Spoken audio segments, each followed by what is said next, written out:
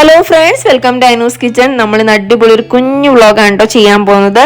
Vacation ടൈമിലൊക്കെ ഒരു ദിവസം ഫുള്ള് നിങ്ങൾക്ക് എക്സ്പ്ലോർ ചെയ്യാൻ പറ്റിയ അടിപൊളി ഒരു സ്ഥലമാണ് കേട്ടോ. കുട്ടികൾക്കും വലിയവർക്കും എല്ലാവർക്കും അടിപൊളിയായിട്ട് എൻജോയ് ചെയ്യാം. നിങ്ങൾക്ക് ഇത് കാണുമ്പോൾ തന്നെ മനസ്സിലായിട്ടുണ്ടാവും, നമ്മൾ ഒരുപാട് കേൾവിയുള്ളൊരു സ്ഥലമാണ് കേട്ടോ. അപ്പം വളരെ ചിലവ് കുറഞ്ഞ രീതിയിൽ നമുക്കിവിടെ എൻജോയ് ചെയ്യാൻ പറ്റും. ഇത് മാത്രമല്ല കേട്ടോ, ഇതിനോട് ചേർന്ന് പാർക്കും ബീച്ചും ഒക്കെ ഉണ്ട്. അതുപോലെ തന്നെ കുഞ്ഞുങ്ങൾക്ക് അതുകൊണ്ട് തന്നെ ഒരു ഫുൾ ഡേ ഫുൾ ആയിട്ട് ഒരു പാക്ക് നമുക്ക് അവർക്ക് കൊടുക്കാൻ പറ്റും കേട്ടോ. അതുപോലെ തന്നെ നല്ല ചെലവ് കുറവാണ്, നമുക്ക് ഒരുപാട് ക്യാഷ് ഒന്നും ആവില്ല. അപ്പൊ നിങ്ങൾ എന്തായാലും വീഡിയോ ഫുള്ള് കാണുക. അപ്പൊ വീഡിയോ ഇഷ്ടമാണെന്നുണ്ടെങ്കിൽ ഉറപ്പായിട്ടും ലൈക്ക് ചെയ്യാനും ഷെയർ ചെയ്യാനും ചാനൽ ഒന്ന് സബ്സ്ക്രൈബ് ചെയ്യാനും മറന്നുപോലെ കേട്ടോ. അപ്പൊ നമ്മുടെ ഈ ഒരു ട്രിപ്പിന്റെ ഭാഗമായിട്ട് കുറേ അധികം ഷോർട്സ് നമ്മൾ അപ്ലോഡ് ചെയ്തിട്ടുണ്ടായിരുന്നു. അപ്പൊ നിങ്ങൾ കണ്ടിട്ടില്ലെങ്കിൽ ഒന്ന് കണ്ടു നോക്കുക. അപ്പൊ നമ്മൾ ഇവിടെ നമുക്ക് ഇത് പാർക്കിന്റെ ഏരിയ ആണ് കേട്ടോ. അപ്പൊ ഈ ഒരു സ്ഥലത്ത് നിങ്ങൾക്ക് കുഞ്ഞുങ്ങളായിട്ട് വന്നു കഴിഞ്ഞാൽ രാത്രി നൈറ്റ് വരെ 11 മണി വരെയൊക്കെ ഈ ബീച്ചും പാർക്കും ഒക്കെ ഉണ്ട്. അപ്പൊ എന്തായാലും നമുക്ക് വീട്ടിൽ പോയി നോക്കാം.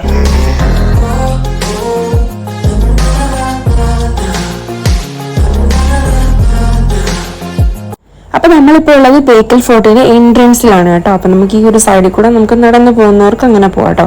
അപ്പൊ നമ്മൾ ട്രെയിനിലാണ് വന്നത്, അതുകൊണ്ട് തന്നെ നമ്മൾ ഇങ്ങോട്ടേക്ക് വന്നത് വണ്ടിയിലല്ല. അപ്പൊ അതുകൊണ്ട് നമ്മൾ സൈഡ് വഴി നടന്നാണ് പോകുന്നത്. ഇപ്പൊ വണ്ടിയിൽ വരുന്നവർക്ക് കുറച്ചങ്ങ് ദൂരം വരെ വണ്ടിയിൽ പോവാം കേട്ടോ. അപ്പം ബസ് ഇറങ്ങിയിട്ട് വളരെ അടുത്ത് തന്നെയാണ് നമ്മുടെ ഈ ഒരു ബേക്കൽ ഫോർട്ട് ഉള്ളത്. അപ്പോൾ ഈ ഒരു റൂട്ടിൽ നമുക്ക് നടന്നു കഴിഞ്ഞാൽ ബസ് അങ്ങനെ ടൈമിൽ തന്നെ നമുക്ക് കാണാൻ പറ്റും. ഈ ഒരു സൈഡിലൂടെ ഇങ്ങനെ നടന്നു വന്നു കഴിഞ്ഞാൽ നമുക്ക് ഈ ഒരു ബേക്കൽ ഫോർട്ടിന്റെ എൻട്രൻസിലെത്താം. അപ്പം നമുക്കിവിടെ ടിക്കറ്റും കാര്യങ്ങളൊക്കെ ഉണ്ട്. പക്ഷെ എനിക്കിവിടെ മനസ്സിലാവാത്ത ഒരു കാര്യം ഉണ്ടായിരുന്നു കേട്ടോ. കാരണം എന്ന് വെച്ച് കഴിഞ്ഞാൽ നമ്മുടെ ഇന്ത്യക്ക് അകത്തുള്ളവർക്കാണെന്നുണ്ടെങ്കിൽ 13 to 50 ആ ഒരു റേഞ്ചിലാണ് ടിക്കറ്റ് റേറ്റ് വരുന്നത്. പക്ഷേ ഇന്ത്യക്ക് പുറത്തുള്ളവർക്ക് 150 റേറ്റ് ആണ് ഇവിടെ കൊടുത്തിരുന്നത് കേട്ടോ. അപ്പോൾ എന്താണ് അങ്ങനെ ചെയ്തിട്ടുള്ളതെന്ന് എനിക്കറിയില്ല. ഫസ്റ്റ് ടൈമാണ് ഞാനിങ്ങനെ ഒരു ടിക്കറ്റ് ചാർജിൽ നമ്മുടെ കിഡ്സിനും അഡൽട്സിനും ഒക്കെ ഉള്ള ഡിഫറൻസ് അല്ലാതെ ഇന്ത്യക്ക് പുറത്തുള്ളവർക്കും അകത്തുള്ളവർക്കുമുള്ള ഡിഫറൻസ് കാണുന്ന കേട്ടോ. അപ്പം ഇതാണ് നമ്മുടെ ഈ ഒരു ബേക്കൽ കോട്ടയുടെ എൻട്രൻസ് എന്ന് പറയുന്നത്. ഇതിനുള്ളിലോട്ട് ചെല്ലുമ്പോൾ ഫസ്റ്റ് ഒരു ടെമ്പിൾ ആണ് കാണുന്നത് കേട്ടോ. ഈ ഒരു കുറച്ചങ്ങോട്ട് ഉള്ളിലോട്ട് നമ്മൾക്ക് ഇങ്ങനെ നടന്ന് ചെല്ലുമ്പോൾ ഈ ഒരു കോട്ടയ്ക്കുള്ളിൽ ഫസ്റ്റ് കാണുന്നത് ഒരു ടെമ്പിളാണ്.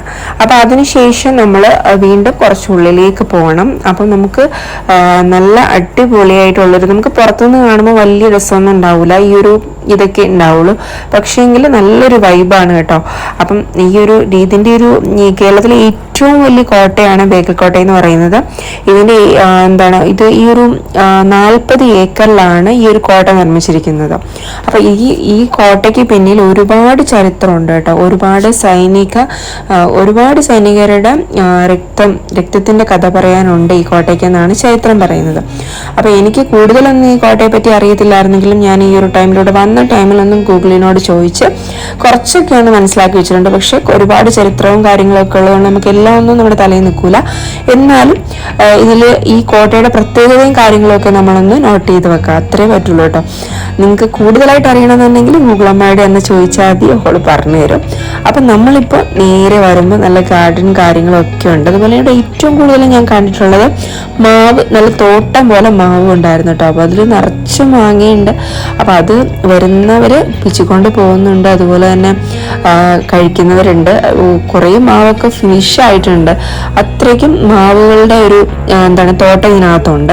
പിന്നെ നല്ല വൈബാണ്. കാരണം എന്ന് വെച്ച് കഴിഞ്ഞാൽ അറബിക്കടലിനോട് ചേർന്നാണ് ഈ കോട്ട നിർമ്മിച്ചിരിക്കുന്നത്.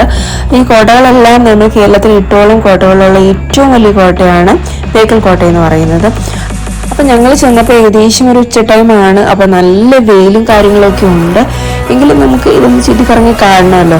അപ്പം ബേബി മുട്ടായിയും വെള്ളമൊക്കെ പിടിച്ചിങ്ങനെ നടക്കുന്നുണ്ട്. ബാഗുള്ളത് കാരണം ജിംഷൂസ് കുറച്ച് വേഗം നടക്കുകയാണ്. എൻ്റെ അടുത്ത് സംഭവം ഒന്നുമില്ല കേട്ടോ. ഈ ഒരൊറ്റ ബാഗാണ് ഞങ്ങൾ കയ്യിൽ കരുതിയിട്ടുള്ളത്. കാരണം നമ്മൾ കൂടുതൽ ലഗേജ് ഒന്നും എടുത്തിട്ടില്ല. കാരണം നമ്മൾ വണ്ടിയിലല്ല, ട്രെയിനിലാണ് വന്നത് കേട്ടോ.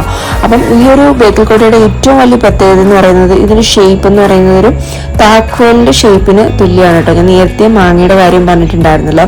അപ്പോൾ ഇവിടെ നിറയെ മാങ്ങ പിടിച്ചിട്ടുള്ള ഒരുപാട് മാവുണ്ടായിരുന്നു കേട്ടോ. അപ്പോൾ അതിൽ നിന്നും ഒരെണ്ണം ഞാൻ എൻ്റെ കൊതിക്ക് വേണ്ടി പിച്ചിട്ടുണ്ടായിരുന്നു. അവരോട് ചോദിച്ചിട്ടാണ് പിച്ചിയത്. അവർ പറഞ്ഞിട്ടുണ്ടായിരുന്നു ഇവിടെ വരുന്നവരൊക്കെ ഇത് പിച്ചിക്കൊണ്ട് പോകുന്നുണ്ട് എന്ന് പറഞ്ഞപ്പോൾ ഒരെണ്ണം നമ്മളും പിച്ചിട്ടുണ്ടായിരുന്നു. പിന്നെ നമ്മൾ ഇവിടെ ഇങ്ങനെ കറങ്ങി കുറേ നടന്ന് കാണാനുണ്ട്. കാരണം 40 ഏക്കറിലാണ് ഇതുള്ളത് കേട്ടോ. അപ്പോൾ ഈ കോട്ടയ്ക്ക് തന്നെ ഒരുപാട് പ്രത്യേകതകളുണ്ട്. ഞാൻ നേരത്തെ പറഞ്ഞതുപോലെ 8ഓളം കോട്ടകൾ നമ്മുടെ കേരളത്തിലുണ്ടെങ്കിലും എല്ലാം നമ്മൾക്ക് കടലിൻ്റെ തീരത്തോട് ചേർന്നിട്ടാണുള്ളത്. പക്ഷേ ബേക്കൽ കോട്ടയുടെ പ്രത്യേകത എന്ന് പറയുന്നത് കടലിനോട് ഇറങ്ങിയാണ് നിൽക്കുന്നത്. അതായത് കടലിലാണ് ഈ ഒരു കോട്ട നിൽക്കുന്നത് തന്നെ. ഈ ഒരു കോട്ട പണിയെഴുപ്പിച്ചിട്ടുണ്ടെങ്കിലും ഈ ഒരു കോട്ടയ്ക്ക് ഒരുപാട് പ്രത്യേകതകളുണ്ട്. അതായത് നമുക്ക് ഈ ഒരുപാട്, ഞാൻ നേരത്തെ പറഞ്ഞതുപോലെ ഒരുപാട് സൈനികർ വീരമൃത്യു വരിച്ചിട്ടുള്ളൊരു സ്ഥലം കൂടിയാണ് കേട്ടോ ഇത്. അപ്പം അവരുടെ ഒരുപാട് ചരിത്രമുണ്ട് ഈ കോട്ടയ്ക്ക്. അപ്പം ഇതിന് നല്ല ഉറപ്പോടുകൂടി ഇപ്പോഴും ഇത് സംരക്ഷിക്കപ്പെടുന്നു എന്നുള്ളതാണ്.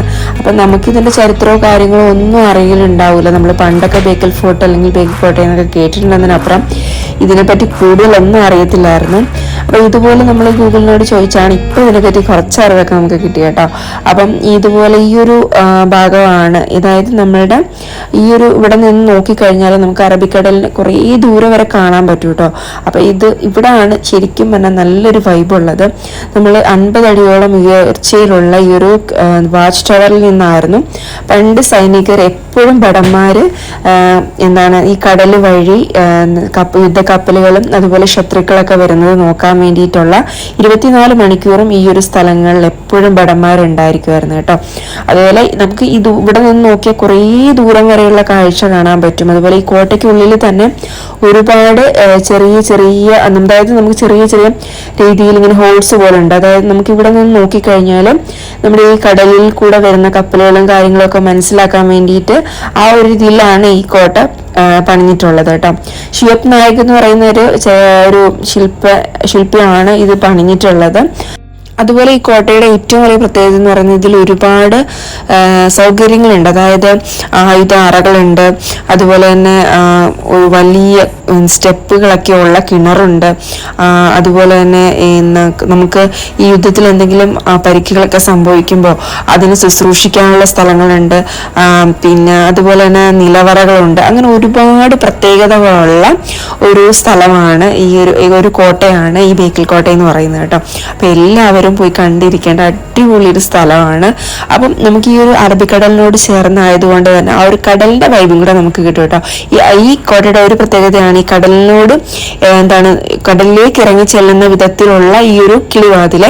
അങ്ങനെ ഇവിടെ നിന്നൊക്കെ നോക്കുന്ന സമയത്ത് നമുക്ക് ഈ കടലിൽ നിന്ന് വരുന്ന യുദ്ധക്കപ്പലുകളൊക്കെ കാണാനായിട്ട് ഈ മലബാർ പിടിച്ചടക്കാൻ വേണ്ടി ടിപ്പുവിന്റെ സൈന്യം ഏറ്റവും കൂടുതൽ അഭയം പ്രാപിച്ചിട്ടുള്ളത് ഈ ബേക്കൽ കോട്ടയാണ് കേട്ടോ.